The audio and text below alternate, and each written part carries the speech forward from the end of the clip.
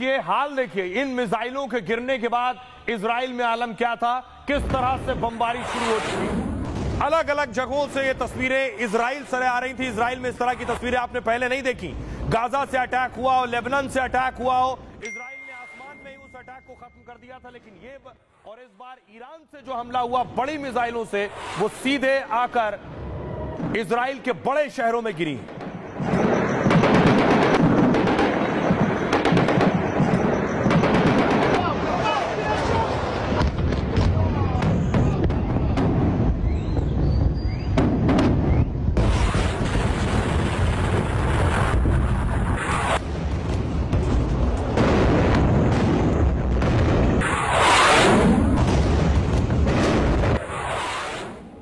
उसके बाद देखिए, ये थे इजराइल के तेल अवीव राजधानी के हाल, दूसरे शहरों के हाल। बिल्डिंग आग के शोलों में तब्दील हो चुकी थी, एम्बुलेंस और फायर ब्रिगेड की भीड़ लगी थी।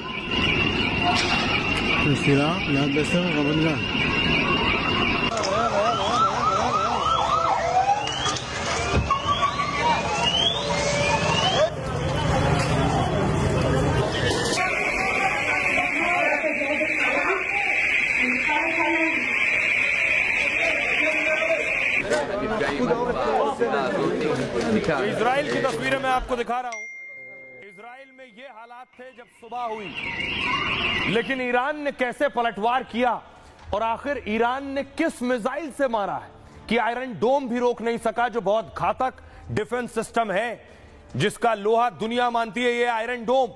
और ये जो सबसे आगे आप मिसाइल देख रहे हैं, ये है फतेह मिसाइल। इसी फतेह मिसाइल से ईरान ने हमला किया था। ये ड्रोन्स रखे, इन ड्रोन से भी अटैक किया गया। कैसे अटैक किया ईरान ने कि डिफेंस सिस्टम नहीं रोक पाया। ईरान ने इजराइल पर 200 मिसाइलों से हमला किया और राजधानी तेल अवीव में तो हर मिनट ईरान ने 3 मिसाइलें दाग दी। मिसाइलों के रडार पर इजराइल के रक्षा मंत्रालय का ऑफिस भी था और इसी ऑफिस में नेतन्याहू बैठते हैं और युद्ध की रणनीति बनाते हैं। हमले में नेतन्याहू तो बच गए, लेकिन रक्षा मंत्रालय को नुकसान हुआ है। खबर है कि ईरान ने इजराइल पर फतेह मिसाइल से हमला किया। फतेह की रेंज 1500 किलोमीटर है और रफ्तार 18,000 किलोमीटर प्रति घंटा। ईरान से लॉन्च होने पर महज 6 मिनट में यह राजधानी तेल अवीव पहुंच गई। फतेह को इजराइल ट्रैक तो कर सकता है, लेकिन पूरी तरह नाकाम नहीं। फिर ईरान ने इजराइल और एक साथ सैकड़ों फतेह मिसाइल इजराइल पर दाग दी। इसलिए कई मिसाइलों ने डिफेंस को चकमा दिया और तबाही मचाई। तेल अवीव समेत कई शहरों में 10 से ज्यादा मिसाइलें टारगेट पर गिरी हैं जाकर। मतलब ईरानी मिसाइलों ने इजराइल के डिफेंस सिस्टम को भेद दिया। दरअसल ईरान ने पहले इजराइल पर 150 ड्रोन भेजे, जो ड्रोन आप देख रहे हैं, ऐसे ड्रोन भेजे 150। इजराइल का आयरन डोम डिफेंस सिस्टम इस हमले को रोक रहा था कि ड्रोन गिरा रहा था। तभी हुआ क्या, ईरान ने 3 लेयर में खतरनाक मिसाइलों से हमला कर दिया, यानी ड्रोन के पीछे मिसाइल आ गई। आयरन डोम 4 से 70 किलोमीटर रेंज के हवाई खतरे को नष्ट कर सकता है, लेकिन ईरान ने ड्रोन अटैक से उसके डिफेंस का पता लगा लिया था कि डिफेंस जैसे ही ड्रोन को मारता है उसकी लोकेशन पता चल जाती है, डिफेंस सिस्टम कहां लगा है। फिर ऐसी मिसाइलों का इस्तेमाल किया जिसे उनका डिफेंस सिस्टम रोक नहीं सका और फिर तबाही आई। यह थी तस्वीर। और इस तबाही के बाद सोचिए, दुनिया के कुछ देश ऐसे भी हैं जहां जश्न हो रहा था। यह तस्वीर यमन की दिखा रहा हूं मैं आपको। यमन में आपको याद है कि हूती संगठन पर भी इजराइल अटैक करता है। अब इजराइल पर ईरान ने हमला किया तो यमन में जश्न मन रहा था।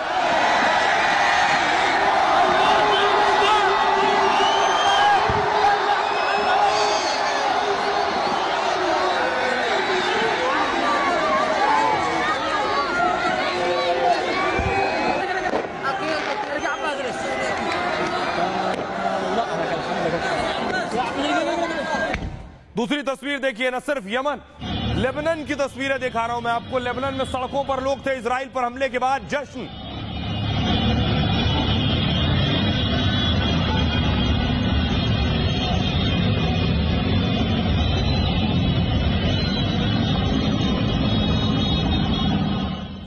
सुनिए इस हमले के बाद क्या कह रहे हैं नेतन्याहू और क्या कहना है खमनेई का। हमने कभी किसी के साथ विवाद या जंग की शुरुआत नहीं की, लेकिन अगर किसी ने गलत इरादे से हमला किया तो उन्हें पता होना चाहिए कि इसका करारा जवाब मिलेगा। उनके लिए जिंदगी मुश्किल हो जाएगी। हम पर हमला करके वो ये ना समझें कि सब कुछ खत्म हो गया है। ऐसा बिल्कुल नहीं है। आज मैं ईरान के लोगों से बात करना चाहता हूँ। इजराइल ने अपने इतिहास का सबसे बड़ा हमला राइजिंग लायन शुरू किया है। ईरान की तानाशाही सरकार इजराइल को खत्म करना चाहती है।